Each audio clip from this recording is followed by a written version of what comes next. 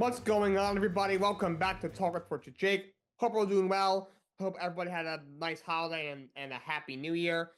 Haven't done the show in a little while. I was hoping to do something a little bit after Christmas, in between Christmas and New Year's, didn't end up happening. But let's get to it. A lot to cover today. First of all, just want to say rest in peace to Greg Gumbel. He passed away last week. Very, very accomplished broadcaster. Was with CBS for a very long time. Also worked for Fox Sports as well as ESPN. I believe, or NBC. He was a play-by-play broadcaster for CBS for a long time. He worked for Fox for a while.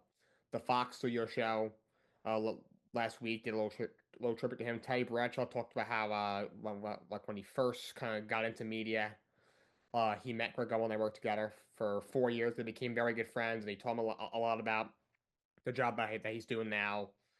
So it was very, very sad. He basically created the selection show for college basketball. It would never be what it was today without him, and it probably won't be probably won't be the same now that he's gone. So rest in peace to Greg Gumbel. Let's get into some basketball. Next, make a trade. They bring back D'Angelo Russell. Lakers send D'Angelo Russell and 3 second-round picks to the Lakers for Dorian Finney-Smith and Shake Milton. This is a good trade for the Brooklyn Nets. D'Lo's had a very he had a good year last year. To me, he got bashed a lot, but last year actually averaged 18 points a game, shot 45% from the field, and 41% from three. Wasn't playing so well this year with the Lakers. That's just such a disastrous place to be right now with, JJ Redick, the first year coach, and LeBron and all the unwanted attention they get. This year, he was, moved to the bench earlier in the year. They averaged 12 points a game, 41% from three, and 30% from, 41 from the field, 30 from three. But he had 22 points and 8 assists in his first game with the Nets and shot almost 70% from the field. I was thinking 9 of 13 from the field. So good game in his first game back in Brooklyn. Look, Dito's still a good player, still only 28 years old. I think has another year on his deal, maybe a player option for next year. Remember, his best years came in Brooklyn. He was an all-star back in 2019 when he broke out with 21 points a game. And he's kind of bounced around since then.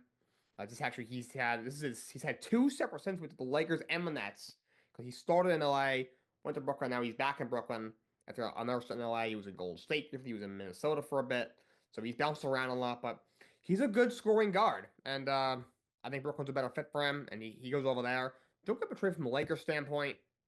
You bring back Dorian Finney-Smith, who's a fine 3-and-D guy to have. Like, this year was averaging, the Nets, was averaging 10 points a game on 4 rebounds, was shooting 43% from 3, so he was having a really good year, but he shot 42% from 3 last year, but for his career, he shot 35% from 3.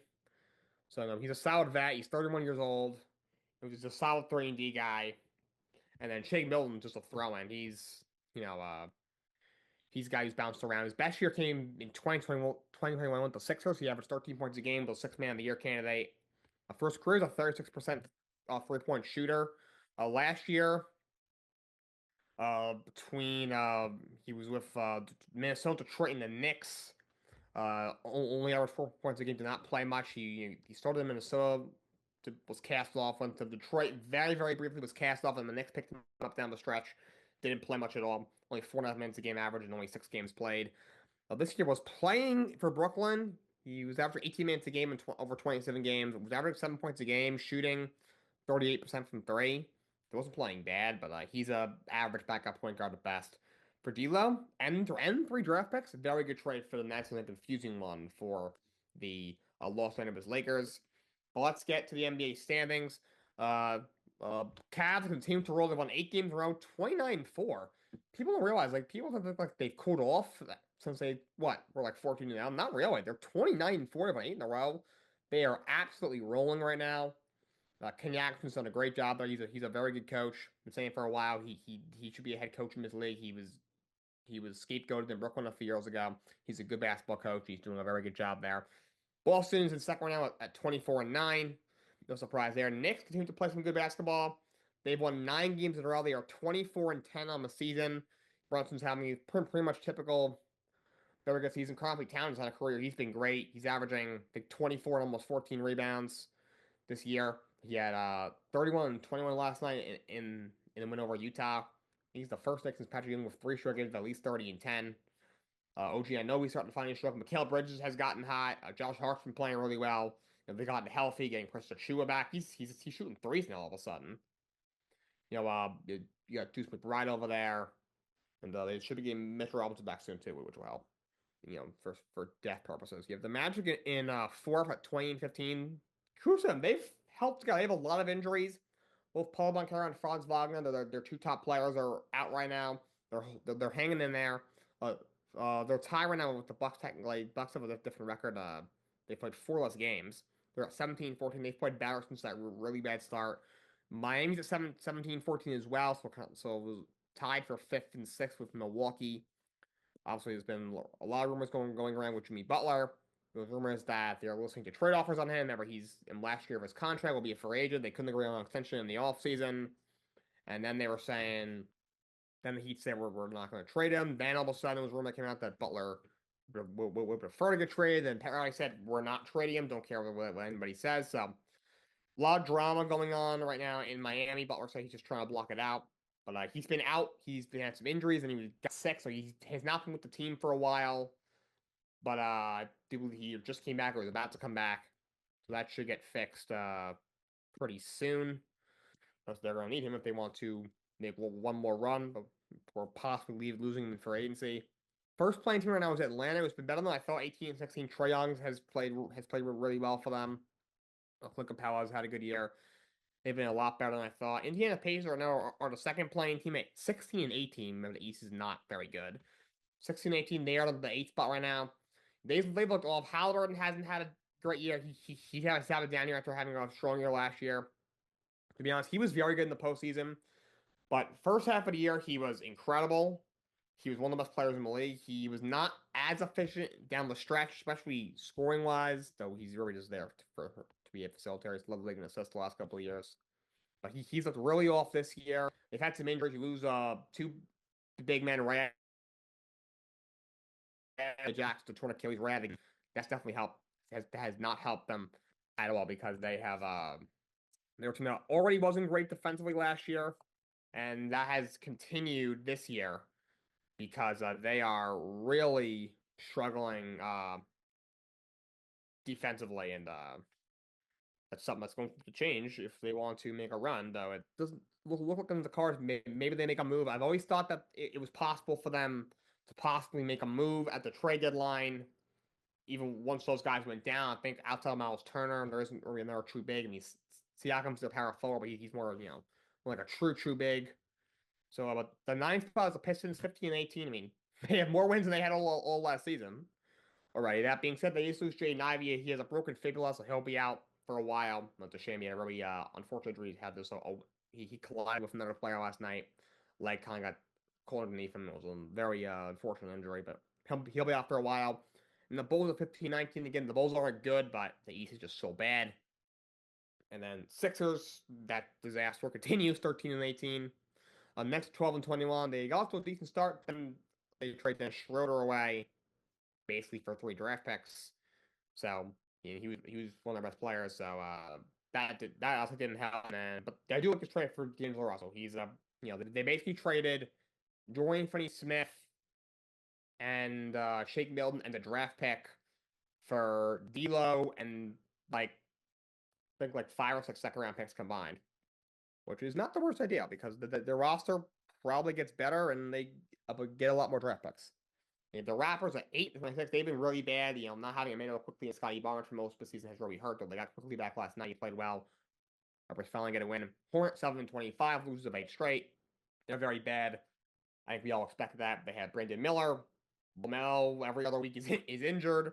I saw he's averaging 30 points a game, but he's shooting so many shots. It really, also he's getting the ball so much. It's not really a true 30 points, but he's playing well for the most part. When he's out there, he's just always hurt. And the Wizards are 6 and 25. They're just dreadful. It's a shame because the kid they drafted, Sarr, he's actually played pretty well. Just the rest of that roster is awful. Jordan Poole's a 6-man. I'll take him as my second scoring option. Absolutely not. Again, he's a good role player to have. He's gotten a lot better since he came up with the Lakers. He's overall has played well for the Wizards over the last few years, but again, as my second or third scoring option, you'll know that's not what he's for. He's there to be like a role player. Maybe come a guy who could score a few bucks off the bench. Maybe he's a like a fourth option on a good team, but your first or second scorer. That's just not what he's. That's just not what he's there for. Onto the Western Conference. Oklahoma State, they're 27-5. They've won 12 games in a row. They are rolling. Shy's having another great year. Hartenstein's been a huge addition for him. He's having an even better year than he had last year with the Knicks. He's been great now, and this is without Chet Holmgren for the most part. He's been injured for a while. So many other pieces on my team, from Luke Dort and Jalen Williams, was really underrated. He's a great player. That's a really good team. Going to be good for a long time. I pick him to win a championship at the top of this. So see if that holds true. Rookies are in second, 23-11. I mean, we knew they'd be a lot better at just being healthy. They were decimated by injuries last year, but they've been really good this year. John Moran has been gone. Obviously, it's helped having Marcus Smart and Bay and Jaren Jackson. You draft Zach Edey, who wasn't high on coming out, but he fits what they need, if nothing else. And third, Houston Rockets, 2020, starting to put all those young pieces together. James been playing great. Alfred Sengun playing great. Denver's in fourth at 19-13. Jokic is probably going to be the MVP again, honestly. He's going crazy. Just the supporting cast hasn't really lived up. Porter has been great. I heard they might trade him. And the rest of that squad step up. I heard they may bring another body at the trade deadline. We'll see what happens. Dallas is in fifth at 20-14. They just lost Luka for about a month, so we'll see if Kyrie and company can hold down the fort. And sixth is the Clippers. They've hung on, without Kawhi. Obviously, Paul George left them for agency. They're at 19-14 right now. Looks like they're getting Kawhi back this week, which will be obviously a huge help. Well, for probably about 2 weeks till he gets hurt again. But they're playing somewhat well right now. Lakers are in seventh at 18-14, and I mean they're just at this point LeBron doesn't even care. He just turned 40. After I guess I could care less, to be honest. Timberwolves are in eighth, 17-15. Again, that crowd of township was so stupid. This is why the Timberwolves have not won anything ever. Julius Randle. Okay, I'll say this: Randle's played pretty well. He's averaging like 24-8 or something like that. He's kind of doing. Look, you know what you're getting out of Randle. He's going to be a pretty good scorer who shoot the ball a little bit. Who's a decent rebounder, but not going to play any defense. And come playoff time to this point, has not been reliable. That's kind of what you're getting on Julius Randle, and he's basically been as advertised. That's just such a weird fit. It's downgrade for Karl-Anthony Towns. Dante DiVincenzo's been playing a little better lately, but overall hasn't been great. He's also kind of a weird fit there. He fit much better with the Knicks, but they have definitely regressed from last year. Spurs are a 9 spot. Well, now has been great. Jeremy Sochan's had a really good year, best year of his career. Of course, Paul's played really well. That's been a nice addition for them. And the Golden State Warriors were the last playing here at 16-16. They've fallen off a lot since that great start. There's a reason they are shopping for another piece next to Stephen Curry, because they really need one. Steph is still a great player, but he's towards the end of his career. They really have one more true run with him before he retires. So I'm sure they would like to win one more championship with Stephen Curry. Well, if Steph wins the fifth, obviously everyone's like, all right, Magic versus Steph, best point guard of all time. If he's the fifth, I don't think it's much of a conversation. He's the greatest point guard of all time. I personally have Magic over him personally. I'm a little bit more in the minority as time has gone on with that. But if he wins the fifth, there won't be much of a debate there, in my opinion. Suns have fallen off. They're 15-17. Look, they don't have a draft pick till 2031. They don't have a draft pick for 6 years now, because it's 2025, and they don't have any cap space because I think Durant makes 51 million, Beal makes 50, which might be the worst contract in basketball besides Ben Simmons. Bradley Beal's incredibly overrated. Dude plays 30 games a year. I mean, there are people saying that they might trade him for Jimmy Butler. For Bradley Beal, that's the life. Play 30 games a year, make 50 million, and live in Miami. That would be the life for that guy. But very overrated. And then Booker makes 49, so they have no money to improve the team whatsoever. They're stuck where they are. Kings 15-19. They fired Mike Brown last week in a decision I really don't understand. So this is a team that went 17 years in a row without making the playoffs. That is almost hard to do, especially in the NBA when you have 16 teams, which expand to a 20-team playoff years with the play-in. You bring in Mike Brown, completely change the culture, completely turn this thing around. Has them in the playoffs 2 years ago. You're in the playing last year. They're not playing well right now. When they fired him, they were what 13 and 18. They had lost 12-16. They had lost 5 in a row. They've lost a lot of close games. They've lost a bunch of games that they should have won. But like, I don't understand where you go from here. I mean, obviously, De'Aaron Fox, him and De'Aaron Fox were clashing because, they asked him about a right fire. He said, so he basically said, oh, yeah, that's the business, plus he's still getting paid. So it doesn't seem like he minded that he got fired. And, you feel like but also the way they handled it was so bad. So after the game, he did it in the media where he was, clearly very upset. He was explaining how, like, he told the guys when they blew that game against Detroit where they gave up the 4-point play late, sent the game to overtime. He told them, you can't give up a three. Don't give up a three. Don't foul a shooter. And they did just that. He was upset. And then he did practice. And by the way, everyone trying to like grab something from that conversation that he had with Fox during practice was reaching. They both seemed very calm. Seemed like a pretty solid conversation. He drives to the airport and they call him on the phone and fire him. That is just so stupid and so unprofessional. And no one's going to want to work with you. George Karl tweeted out, basically saying nothing is going to change. They asked Mike Malone, the coach in Denver, about it.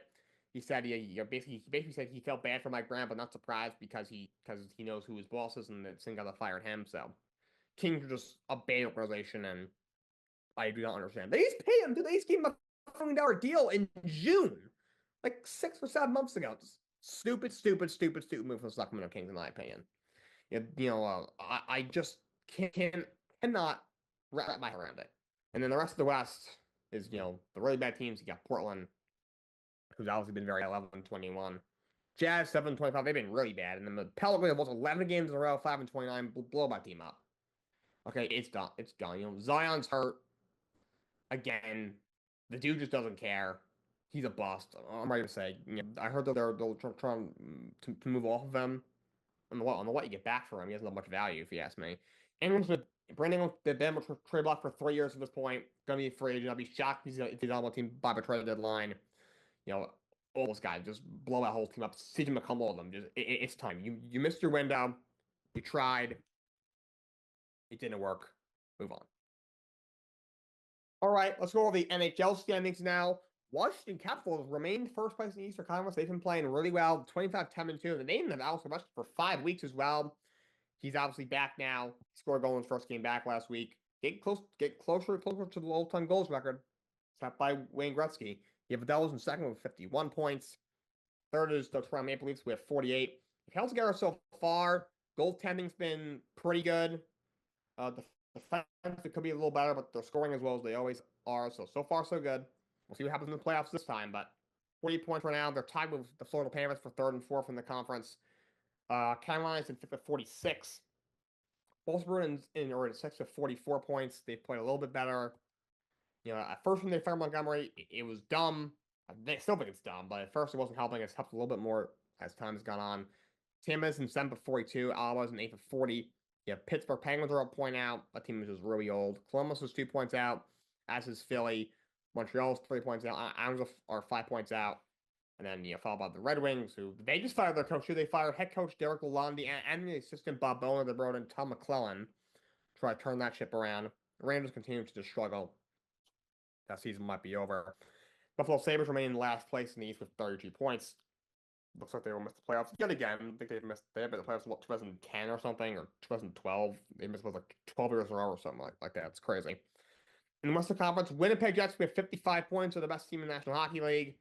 They still lead the Western Conference, 27-11-1. And second is Vegas with 53 points. Minnesota in third with 50 points. The Kings were in fourth with 49. Edmonton is in fifth with 47. Colorado is in sixth with 46. Dallas is in seventh with 45. Calgary's the last team with 43. They've been a little better than I thought, Calgary, not going to lie. You have Vancouver at a point out. Got St. Louis is 3 points out. Utah is 5 points out. And then it's got Seattle. Hasn't been great, but Anaheim, we think we pretty much knew they're going to suck. And Nashville's been really bad. They've been a major letdown. And the Sharks and Blackhawks are obviously just pathetically bad hockey teams. Very, very bad. All right, let's talk some MLB free agency. First off, Gleyber Torres signed with the Detroit Tigers a year for $15 million. Didn't have a great year last year. Hit 257, 15 homers, 63 RBIs with 709 OPS. But year before that, 273, 25 and 68, and 800 OPS. Year before that, 257, 24 and 76, 761 OPS. He's been up and down throughout his career. His first 2 years in the league, he was an all-star, looking like a superstar in the making, was number one prospect in baseball. Had a rough year during the pandemic, was even worse in 2021. Then had 2 straight very good years. Last year wasn't great, so he's been up and down, but still only going to be 28 years old next year. He is very bad defensively. He's horrible at second base. Obviously, the experiment at shortstop to start his career did not work out. So I wonder if they'll. I'm assuming they'll play him. Probably still going to play him at second. I'm wondering if they consider moving him to third or maybe even DHing him. But for his career, he's been a good hitter. A little spike down year last year, but he's still only going to be 28. This is overall a good move for the Detroit Tigers. It's only for a year and on a pretty fair salary. Dodgers re-signed Teoscar Hernandez, 3 years, $66 million. Had a really good year last year, 272, 33 homers, 19 RBIs, 840 OPS. He has quietly become one of the best outfielders in all of baseball. He's been a major threat in every run-up he's been in. Was in Toronto for all those years. Then they sent to Seattle on a questionable trade. And then last year, signed a 1 year with the Dodgers, had a really good year, and they re-upped him for 3 more years. He's a great player. They're underrated. The Dodgers bring him back. And then Corbin Burns signed the Arizona Diamondbacks, 6 years, $210 million. He has an opt-out after the second season after 2026. Burns is one of the best pitchers in all of baseball. All-star each of the last 4 years. Was Cy Young in 2021 when he was with the Brewers. These are his last 4 seasons. He's been, a full-time starter. 2.43 ERA in 20 starts in 21. 167 innings, 234 strikeouts, which is crazy. Against 34 walks. 2022, 33 starts, 294 ERA, 243 strikeouts, which led the league in 202 innings. 2 years ago, his last year in Milwaukee, 32 starts, 3.39 ERA, 193 and 2/3, 200 strikeouts against 66 walks. And last year with the Orioles, 292 ERA, 15-9, 32 starts, 194 and a third, 181 strikeouts against 48 walks. So one of the best pitchers in all of baseball. The Diamondbacks have him and Zach Gallen back to back. Plus, you got Merrill Kelly on rotation as well. Arizona should have a great rotation. Plus, they made the trade. You lose Christian Walker, but you're replacing him with Josh Allen via trade. So Arizona has made a couple of moves so far to this point. And then Josh Bell goes back to Washington, a year for $6 million. It'll be interesting to see what they do because they just trade for Nate Lau as well. Will Bell DH? But a little bit older, going to be 32. Back in 2019 with the Pirates, had 37 homers, 116 ribbies.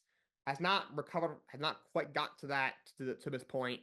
Last year between Miami and Arizona, he hit 249, 19 homers, 71 RBIs, and a 725 OPS. But was much better in Arizona and Miami.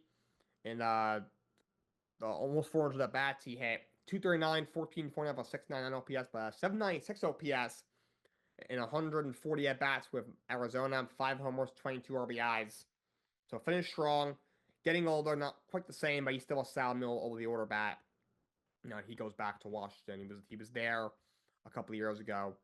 Signed there in 2021. Was traded in the one Sobo trade in 2022 when he got sent originally to San Diego. But that's MLB free agency. Let's talk about the NFL Hall of Fame class. The finalists were announced for 2025 NFL Hall of Fame class. The names on the list are. Before we get to that, we're going to invite someone to the mic here on my Twitter space. It is Neil. Haven't talked to Neil in a little bit, so Neil, how are you today? What's going on, Jake? Happy New Year, man. How are you doing? I'm doing well. Happy New Year. Thank you, Neil. I'm doing great. How about you? Just been listening to you for the last 15 minutes or so. It's a good rundown. I just thought I'd, chime in here. I wasn't sure if you were aware that I was here, so I just hit. I did see it. Yeah, of course. Yeah. So yeah, absolutely. So if you still have to do that rundown there, I think you were just getting into MLB free agency, but yeah, I can hang on till you're through that before we start to get in a bit of a discussion, if you like, or whatever. You know what? Let's just jump right in because I have a couple things to talk about. Let's just jump right in. Sure. Sounds great. Yeah, so you were talking about NFL too. Right. And, I'm in the championship round in the deep league, and it's, one of those situations, week 18, where a lot of leagues don't usually do the week 18. Yeah. That starters get rested. So I just dropped Jerome Ford, who's out for Cleveland. Yeah. And I picked up, and maybe you can tell me about him because I'm not too knowledgeable about him, but he's with Arizona. I think they signed him off the practice squad. His name is Michael. Hold on a second. He's projected to get, yeah, Michael Carter. Yeah, he's their number 2 back. Yeah. Okay, so yeah, I picked him up. He's projected to get 10 points. And so yeah, so because a lot of these dudes that I have are kind of no longer going to be playing, so I think Travis Kelce is probably a drop. And yeah, so I'm just like I had referred to you about the situation with Saquon Barkley, which I thought was a big question to start the week. Yeah, and they just decide to rest him. Yeah. He probably wants to break the record, but then of course he's there to help his team win. I think that's the bigger picture. I think that 100 yards obviously is not for him. He probably could do that in a half if they really wanted him to. Yeah, he probably could, especially against the Giants. I think they just basically want to be sure.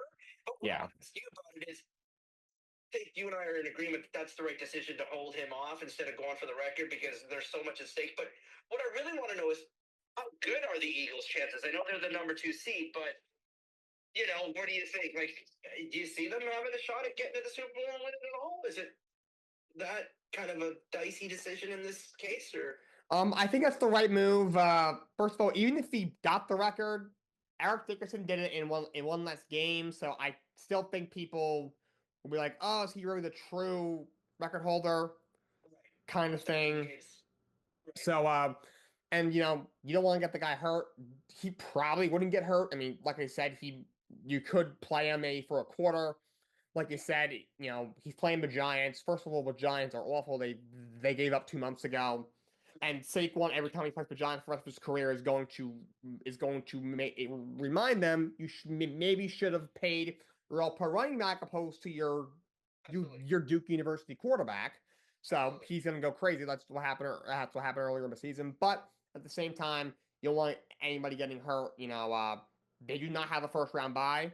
So they kind of get the bye, like, you know what I'm saying, by resting their guys. So I see why they're doing it, and they'll probably win. They'll probably win that game. They'll probably win that game anyway. Honestly, because the Giants are so bad. I mean, they won last week, but the Colts suck too. So yeah, I think that's the right move. And as for can they win the Super Bowl? They have a shot. They have the roster to do it. I mean, the leadership there is not great with Nick Sirianni. Right. But with Detroit banged up on defense and the Vikings having Sam Darnold and they're playing the playoffs for, it is possible that they get to the playoffs. Yeah, and I think that the thing for Saquon Barkley is the storyline that it would be like if he were, for instance, having to get say 35 yards, they probably would give him a quarter, and just like to be able to do that against the Giants, who I guess he kind of got dissed when they moved him, and so yeah, it would be a great storyline. But it's not going to happen. Obviously, the Philly Eagles do have a good shot at going all the way, so I think that is the safe decision. I was going to ask you the teams now that we are going to see some starters, probably like with Indianapolis, with with Denver, those kind of teams. So talk about the teams that still will have, their best players on the field and who has a shot. I think Denver has a great defense, and I could see them possibly making sure they get in. What about teams like Indianapolis and some of the others? Well, there are still a few teams that are fighting. The last spot in the AFC is still up for grabs. Denver's gonna have to win. The Chiefs aren't playing anybody, so I'm not sure if that game will be if Denver will find a way to win that game. They should, but you never know. The Carson Wentz is very bad. Hasn't played a lot of football lately. The Ravens got to win, or if the Steelers win, they can steal back the AFC North. So that's still up for grabs. In the NFC, obviously, Lions and Vikings are playing for the 1 seed. We're gonna have a 14-win wild card team for the first time ever. Yeah. Yeah. So Detroit doesn't deserve to be a number 5 seed. So no. That would be too bad if that happens. So I hope that doesn't happen to them. But yeah, that's a very interesting matchup. And I think that we talked about it too. Like, we know that some of these players out here are not worried about trying to get their accolades. They're trying to get ready for going for the playoff run. So, I mean, a team like the Bills, they're probably going to rest a lot of their starters this week, I would think. And, also for them to be able to get that 2 seed. And then basically, if they can just make sure that they now are healthy going in. Yeah. I honestly I can say that if they run into KC, I think KC still wins, even though Yeah. they handed them their first loss this year. You know, it's just funny how KC's been able to win a lot of these games with not a lot of offense. You know what I mean? Every game has been really close. They're winning games like on really weird ways. Like they won on a block field goal, they've won on a game winning field goal, they've won on in the Raiders game. Like they snapped the guy snapped the ball when O'Connell wasn't ready. So they've won these games very oddly, but they got to 15-1 and they're the best. They're the best record in the league, and they have the 1 seed locked up, and then now they have a bye until the second round. For sure. That when they blocked that field goal, that was probably Again, that was not expected, but that was pretty crazy when that happened. against Denver, yeah. Yeah, so I mean, overall, who do you like in the Super Bowl? Who do you think's the team that's going to do it this year? Chiefs probably will come on AFC. The Bills, on paper, probably should beat them, but every year they beat them in the regular season, and they find a way to lose them in the playoffs. So I'm not sure if I trust the Bills in the playoffs. The NFC is a little more wide open. The Lions have the team to do it, but they have so many injuries on defense. The Vikings are really good, but Sam's never played in the playoffs before. Green Bay's very good, but they haven't beaten any of the top NFC teams this year. Uh, Philly's really good. They have the roster to do it, but Yeah. and they were in the Super Bowl a couple of years ago, but also Sirianni's just not a good leader. So if I had to guess, I'll say probably Chiefs and Lions or Chiefs and Lions. That was my pick going into the year, so I'm gonna stick with it. But I could see the Bills maybe getting past the Chiefs this year. I mean, I would like to see it happen. I don't know what's gonna happen. The Vikings could be in the Super Bowl. The Eagles could be in the Super Bowl. So we will see what happens. Interesting. What are they going to do with Sam Darnold? You have to bring him back, right? I think you have to, dude. The guy's balling out. I know you just drafted the guy, but he's also Sam. Also, it's not like Sam's 35 years old. He was drafted in 2018, so he's not that old. Yeah. He's still in his prime. He he doesn't get a contract up. Somebody's going to sign. Yeah, someone will throw 30, 40 million at him. He'll need a starter somewhere. I think they'd rather him be for them. Well, he's a big part of their success this year. Yeah. Not 14 wins. I didn't see that coming from Minnesota. That team's really good, but the guy's played well. He does what he's done, what he's needed to do. You might as well bring him back as opposed to taking a shot that maybe JJ McCarthy is going to be good next year and down the line. Right. Yeah, no, that's a good situation for them if they bring him back. It'd be interesting to see. But like I say, it'd be a shame if Detroit falls to the 5th seed in that matchup. So, that would be tough. I mean, look, if they're gonna play probably the Bucks or the Falcons, and they will easily win that game in the first round. But now you have possibly a road game against against the Vikings as opposed to a home game. So it's a big difference. People don't realize how big of a difference that is. Absolutely. When it goes to the Bills, going back to the Bills, the thing about the Bills that I don't trust is their defense.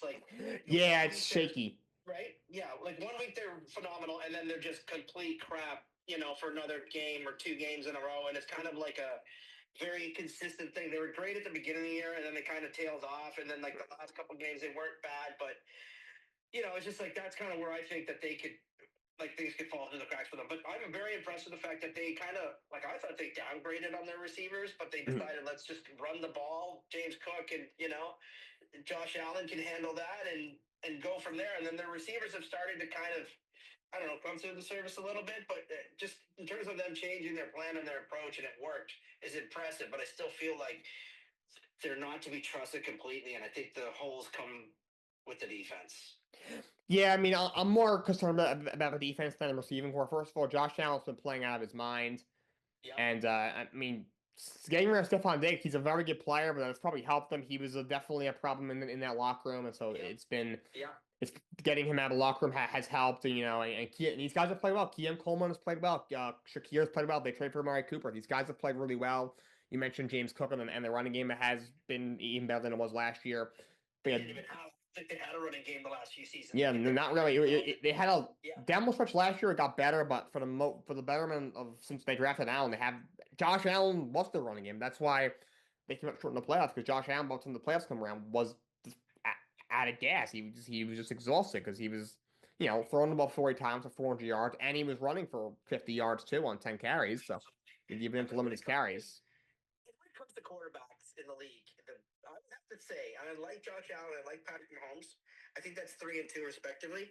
Mhm. I think number one is Lamar Jackson. I mean, I don't He's think he's going to win the MVP, but just when you look at the numbers and what he does, you know, in the regular season, he's been the best quarterback when he's been healthy for the most part.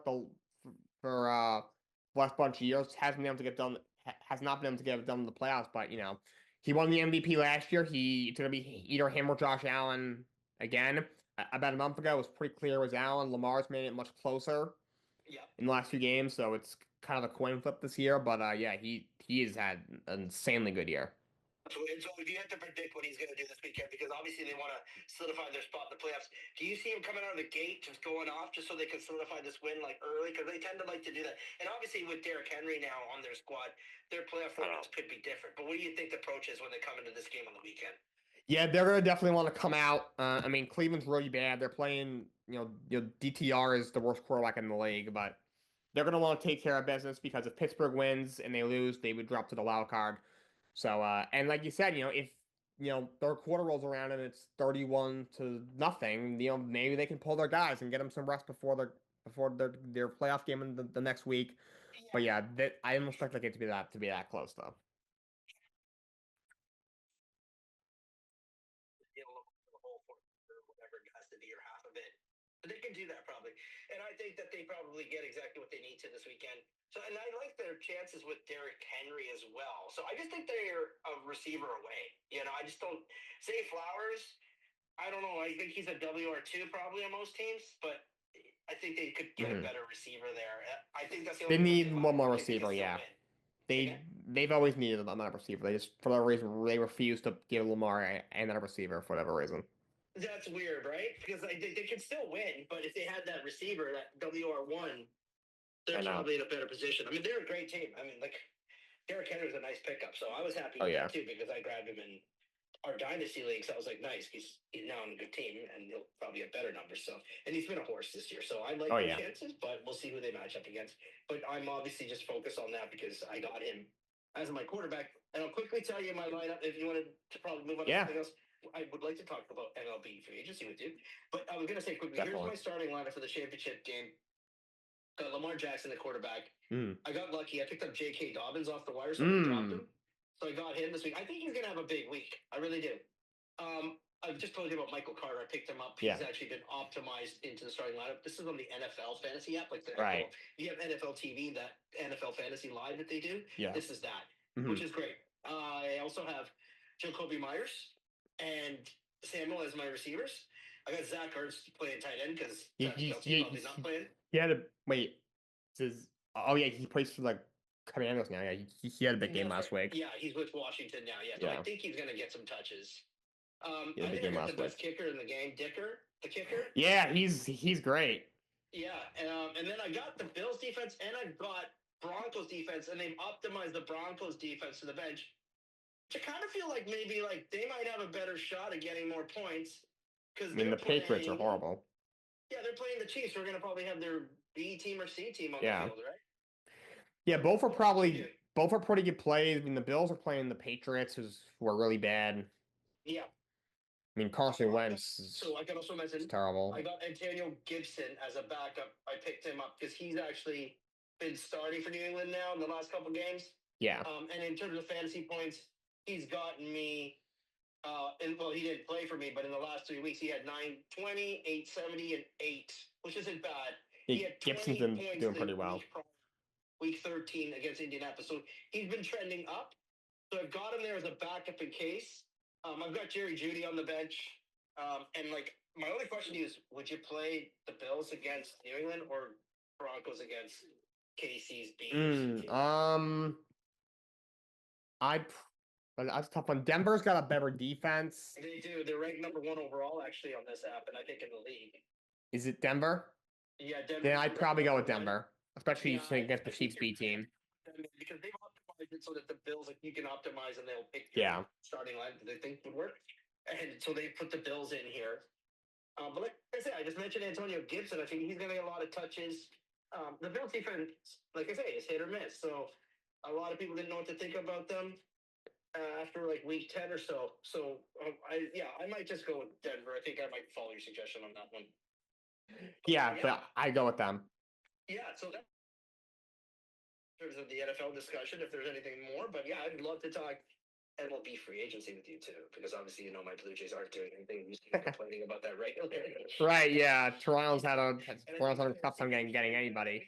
they're all primarily Blue Jays fans, and they don't like that it's kind of being rubbed in. But it's like I'm just trying to send the message, like, hey, look, like this team, like this organization has no intention to win. Like Yeah. they're dissing Vlad, they're dissing Bo or Otani type money, but they're worth something. Yeah. They haven't locked them up. And that's the problem, is that when you put the most money on the table for Corbin Burns, and he's like, well, you haven't locked up your two best players in Vlad and Bo. I don't want to sign there, and then they leave next year. So that's brutal. Like, that's why I say they're cheap, because they should have locked these guys up when the price would have been right for them a season or two ago and extended them then. But they don't want to do that, and now it's ripple effect, and these other free agents don't want to come here. I just saw about an hour ago, and I posted in the group that they actually put intrigued or moved by him. This is a guy who had a great season last year, 400, and he's a switch hitter, which is what the Jays desperately need, a power switch hitter. But he's only had 4 really good seasons, and I don't want to pay him high for too much, but they're offering him 4 years for 82, which I think I could live with. That's a fair deal. Yeah, I think so. You think he's worth that money? I would do that, yeah. Yeah. I mean, but I think that you would probably agree with me that it looks like the Blue Jays are probably closer to a rebuild than they are to signing back. I mean, yeah, I mean their team is really young. They're not really any better offensively. No, I mean, they might have the rotation might be a little better if Golson pitches better and a full year of Francis, but they don't really have a closer right now unless they go.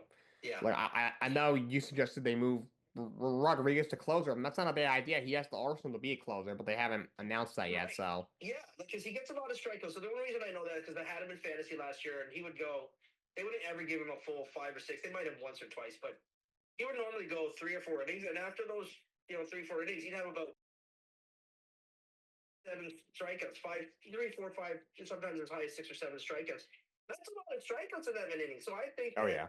If he's a good strikeout pitcher, that's kind of what you want to have in your closer role. So I'm not overly worried about letting Jordan Romano go. But if Jordan Romano ends up at 30-plus saves and a 2.89 ERA with a 1.12 WHIP and is an all-star, or you're not even an all-star with those numbers, I'll be pissed off because it's like, what did you guys overlook here? Like, this is a hometown. Yeah, that was weird because they could have traded him and they decided not to, and then they just cut him. And I think he signed with the Phillies for, I think, less money than Toronto would have paid him in arbitration. So that was a confusing move. Yeah, which is kind of crazy. And they should have at least tendered him, and then if they wanted to, trade them from there at least. If you really want to. They can make a great point about what they signed him for. It might be why Philly didn't go after Tanner Scott. But then again, maybe Jordan Romano is a better closer on the market than. I mean, before last year, he was very good he had 3 very good years. Absolutely, 2-time All-Star. Like I say, he's a local dude. He's from Markham, Ontario, which is just north of Toronto, part of the GTA. So, it's kind of a hard thing for Jays fans to swallow. But I'm living with it right now because I know that there's something that we can put in that role. They say Chad Green's looking like he's going to be the closer. That's fine. I just don't know if he can be durable over the course of a whole season. Yeah, he's had some arm problems. Get overly worried when it comes to the bullpen. They got Yimi Garcia back after trading him at the deadline, if you recall. They think that that's a big-time move. I don't get moved by that. It just is so frustrating for me, Jake, because I worked for that organization for 10 years. And I know how they are. Like I told you, I walked in and I saw them signing, Roy Halladay in the lobby one afternoon. They went and got B.J. Ryan. They gave that guy $50 million. He only ever had – this guy was a one-time all-star closer for the Orioles, and they gave him $50 million and didn't even have 50 career saves. And I was like, what are we doing here? Like, and I just kind of wanted to see at that time, this is back in 2008, and I've always watched them thinking, like, are these guys really serious about competing? Because they would make it look like they were, but then they would only go, like, 3/4 of the way. They'd make a ton of great moves, but they'd always, like, miss out on getting that one last player that put them. Yeah, they've struck out a lot the last couple of years, obviously.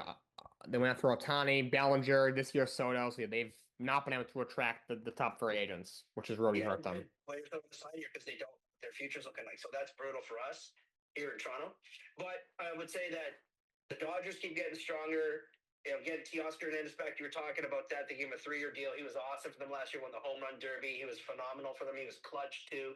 He regained exactly what he was in Toronto. I don't understand why Toronto ever moved him for Eric Swanson, which is, that was a Silly trade. Brutal. They should let him go. I know. Because they need that kind of power. So I think the Dodgers made a good move. There's Rocky Sasaki that's still out there. I think he might be a top pitcher that maybe a lot of pitchers might, want on their squad. I don't know what the Jays are going to do. I saw a picture of the rotation. Like you said, it looks okay, but it's not bad in the solid rotation. But like if you would have added Corbin Burns, he would have been that much better. But Jack Flaherty is out there. And quite honestly, for a moment, when we talk about Jack Flaherty, you got to wonder, like, Detroit traded him at the deadline thinking they weren't going to make a playoff run. Yeah. And he was the reason, in my opinion, that the Dodgers won the World Series because they're. He was, because if it wasn't for him, I don't think they would have won. Yeah, so I'm surprised that they're not bringing him back. But I think he wants a lot for like a year or two. But I would give him like a 2-year deal with an option or something. But he's still good, and he can improve a lot of squads if you put him on it. So. Oh yeah. I feel the Jays, they just need one starter. They need a lot, and this is not going to happen. But your New York Mets, man. The one guy that we don't talk about is Acuna Jr.'s brother on that. Yeah, he's probably going to be the second baseman next year. He was pretty good down the stretch. Yeah. Yeah, like the dude that picked him up got a good run out of him. Yeah. And he got Bowden Francis, and he managed to get into the money round because of those two guys. That's two late round gems. This one's Soto, but I tell you, Acuna is going to feed off of him being on that line. You guys have. The Mets have some nice power. I think they might have the best power they've ever had in their lineup. If you get Alonso back too. Yeah, they're going back and forth for Pete, and I think he will come back because he doesn't really have a great market, so I don't think he has much of a choice. Not getting a lot of attention, it looks like, and I think that he should go back. I saw that they were offering him 90 over 3 years. That's not bad. Yeah. Like you're gonna have a chance to win too. Like you guys made a nice run this year. Yeah. You're a lot better already. So. And they improved the rotation a little bit too, so they should be all right. I think that the Mets are going to be. They should be first in the AL East. They really should. In the NL East, NL East. My bad. I said AL East. Yeah, NL they should. They should have a shot to come out of National League. Like a number one team. I think that the Braves. They looked like they were kind of tailing off a little bit last year. So I could see that the NL East is like a large lead by the Mets. I think that they can do that next year. I think they're going to be. I think they're in the NLCS right now. If I have to keep them healthy and get them through a full season, they should be there. And they're going to make more additions.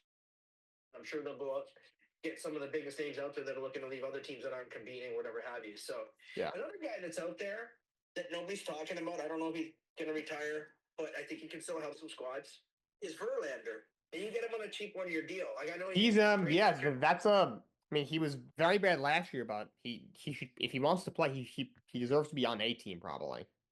Yeah, and it would be a cheap 1-year deal, and if he's you gotta make it so that that it's not going to cost you a lot, with the expectations that he will have injury stints. But come playoffs, if you got a guy like that on your roster and he's healthy, it could really do a lot for you, even in the clubhouse and it's not in the field. So. And then in other terms of other free agents, I don't know. Like, I think the Yankees are better than they were last year, even though they lost Soto. But a lot depends on if you're going to see Goldie at first base improve because he obviously declined last year, and then the other guy would be they picked up Bellinger, and we're going to have to see if he can. Turn his season around because he's had a weird career. Like he was MVP and he sucked for a few years. Then he was great 2 years ago. He was just okay last year. So you don't know what version you're getting of him. Exactly, but if I'm a Yankees fan, I'm happy about the fact that they solidified that batting order after losing Soto. Like you kind of put in enough in place to be able to kind of make up for what you lose from him, and you're kind of trying to support Aaron Judge too a little bit better. You got to hope though that he continues to have that support around him, and then. If anything, like what happens with their power, well, it should get better. Like Judge should have hit 60 last year. What did he end up with, 58? Yeah. Yeah. So, I mean, and they fixed their rotation, picking up Max Fried's a good addition next to, Garrett Cole, who I think is probably still one of the top starters in the game.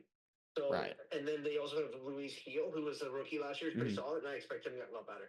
So I see them in terms of the two New York teams. Top of each division, AL East, New York Yankees, NL East, Mets. I wonder if it could be a Subway Series when it's all said Yeah, and done. But that'd be awesome. it would be. It would be. It would be awesome. And I think that the Dodgers too, now with the addition of Corbin Burns in Arizona, I think they should be looking over their shoulder a little bit more. I know that they went and got also like, hey, look, I'm telling you the truth. That's a pretty good rotation now. And the fact that they picked up a player at first base, Josh Naylor, that's a lot better for them too. I know Christian Walker was great the last couple seasons. Yeah. But Josh Naylor, I'm surprised Cleveland moved him. I kind of wonder if Detroit and KC can rival the Guardians for first in the AL Central. Yeah, they might. I think one of those two teams might win the division because Cleveland's getting worse. Yeah, I don't know why would you move Josh Naylor? I don't know. The division last year had a shot at getting the World Series. I didn't understand that. Maybe they didn't feel they could give him a good deal. That's the thing too. Like the Blue Jays, like why are you guys like considering we went and got their old GM and he always works with Cleveland, and that Josh Naylor's a Mississauga, Ontario native, which is pretty much Toronto right next door. Like, and the guy's a left-handed bat. I don't have a problem with getting another first baseman rotating him in the DH spot with Vlad.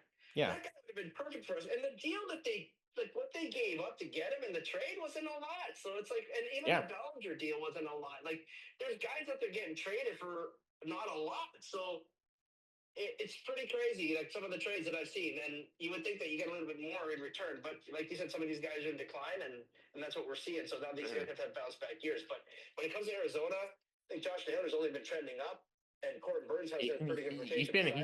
He's a good hitter. So, you've also got Corbin Burns who bounced back last year at the back half of last season.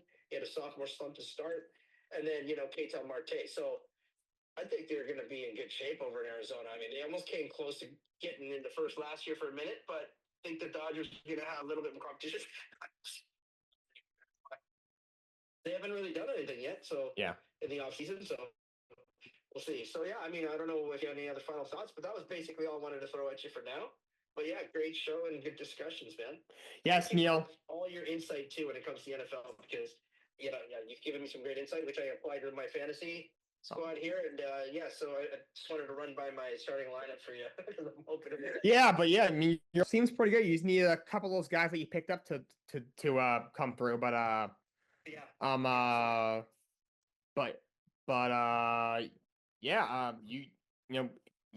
mean, having Lamar Jackson is definitely going to help. Yeah, I need him to give me 3 touchdown passes and maybe score a touchdown, and which is not out of the question there against the Browns. Yeah, and give me some good yardage. Their defense is just checked out. Give me 25, 30 points, and we'll be good. Exactly. All right, man. Great show. I'm here. I'm listening, and we'll talk again soon. I'll be on the show again next time you do a show as soon as I get a chance. Thank you, Neil. Always great talking to you. That's new Kumar, based in Toronto. So let's finish up here. NFL Hall of Fame finals were named for 2025.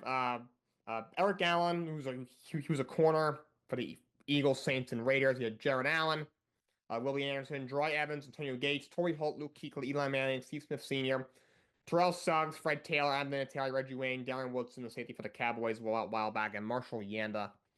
There's a bunch of Hall of Famers on this list. Jared Allen's definitely a Hall of Famer. One of the greatest pass rushers of all time. The Chiefs, Vikings, the Bears, and Panthers at the end. I think Willie Anderson is a Hall of Famer, tackle for the Bengals for a long time. Antonio Gates should be first ballot, one of the greatest times of all time. To put it in perspective, I think Travis Kelce, when he broke the Chiefs record 2 weeks ago for the most touchdowns in Chiefs history, it was his 77th.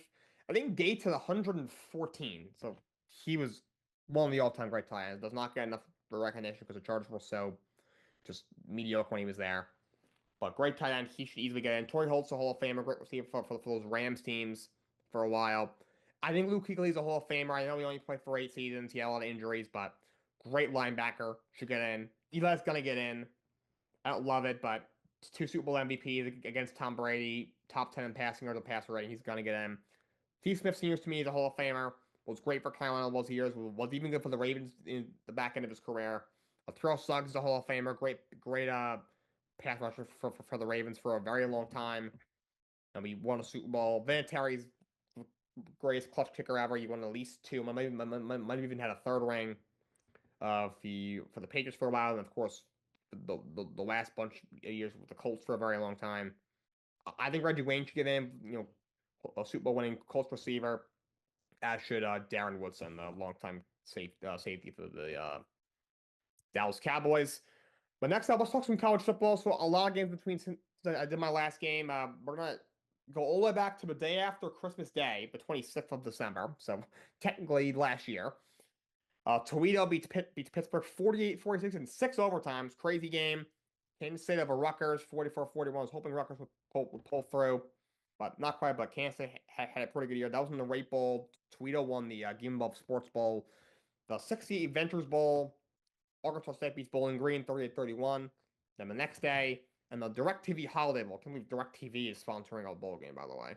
Syracuse, who's ranked 21st, beats Washington State 52-35. Kyle McCord threw for 453 and 5 touchdowns. Great year for him after not such a great year last year at Ohio State. He might be one of the best quarterbacks in this draft, considering how bad this class is. In the Force Bowl, Navy beats Oklahoma 21-20. Good for Navy to win that. They had a strong year. 10-3 this year. Good for them. Both of them and Army were both very good this year. Both win bowl games. On the Birmingham Bowl, Vanderbilt beats Georgia Tech 35-27. In the Liberty Bowl, Arkansas over Texas Tech 39-26. In the Distribution Las Vegas Bowl, USC beats A&M 35-31. And then day before New Year's Eve, we with Missouri, who was ranked 19th against Iowa, who of course Iowa's in the Big Ten. I believe Missouri is in the SEC. SEC, they've been having some trouble in a lot of these bowl games. Missouri beats Iowa 27-24 in that one, and then New Year's Eve we had Michigan beats number 11 Alabama 19-13. The Rodeo Quest Bowl. I want to see another Alabama fan say anything. Y'all are not that good. Jalen Miller, oh God, his stock just exploded. Number 20 in the beats number 15 South Carolina 21-17. Again, SEC. Just I don't want to hear any of their annoying fans. Talk to me, you guys suck. Louisville beats Washington in the Toyota Tiger Sun Bowl, 35-34. LSU over Baylor in the Texas Bowl, 44-31. And then in the first quarterfinal game, number 6 Penn State beats number 3 Boise State 31-14. Too many mistakes in that game for Boise State. You had a couple of lost fumbles. You had a really bad interception in the red zone. Yeah, touchdown callback because of the penalty. Just way too many mistakes for Boise State. Penn State picks up the win. And then the other two quarterfinals games, first game was a complete banger. Number 5 Texas beats number 4 Arizona State 39-31 in double overtime. Late in the game, Arizona State was, driving, trying to get a game-winning field goal. And you had the targeting was called back. I did not agree with that. I thought that should have been targeting. Texas missed a field goal late. That guy Burt Olbermann missed 2 field goals late in the game for Texas, and back and forth in overtime. Texas wins. When you was 20-30 for 322 and 3 touchdowns, but Cam Scatterbo, oh my God, that guy might be the second best running back in this class besides Ashton Genty. He had 30 carries for 140 yards and two touchdowns. He also made a lot of plays receiving. He threw a touchdown. He had, I think, 240 total yards and like 4 touchdowns. He had just an insane game. He won the Peach Bowl like offensive player of the game. He didn't even win. Like, that's crazy. Number Ohio State easily beats number 1 Oregon 41-21 in a tiny upset. Big letdown for Badock. So Jeremiah Smith 7 catches for 187 yards and 2 touchdowns. He's not even draft eligible for 2 years. That's crazy. 319 rescore for Will Howard. Ohio State surprisingly blows Oregon out of the water. Of course, the other games going on right now. As you guys are watching this, I believe obviously we had an unfortunate incident down by the Sugar Bowl. So hopefully New Orleans is able to come together and move past that. And then the Sugar Bowl, I believe it hopefully will be going on by the time you guys see this. But that's college football recap. Let's recap week 17 in the NFL. Chiefs over the Steelers 29-10. A big win for the Chiefs. They lock up the 1 seed. Steelers continue to struggle. Ravens over the Texans 31-2. Just an absolute blowout. Texans did not take the big step forward as we all thought. They still won their division. Ravens in the driver's seat to win their division.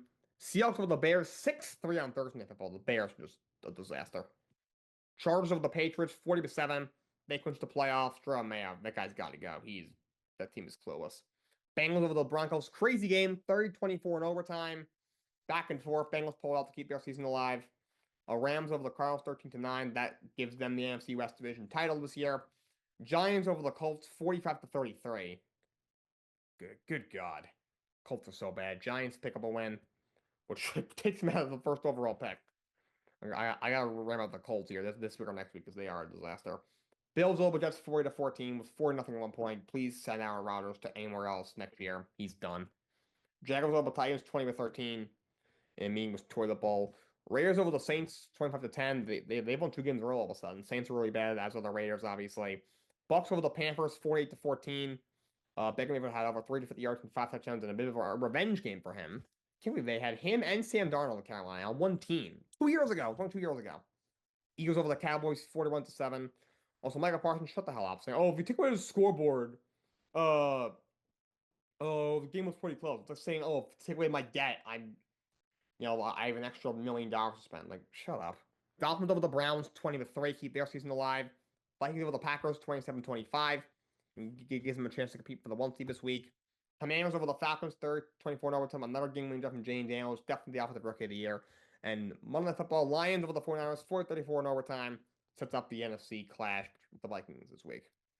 All right, that's all I got for you guys today. I most likely will have a show tomorrow, so keep your eye out for that. So until next time, so long. Have a great day.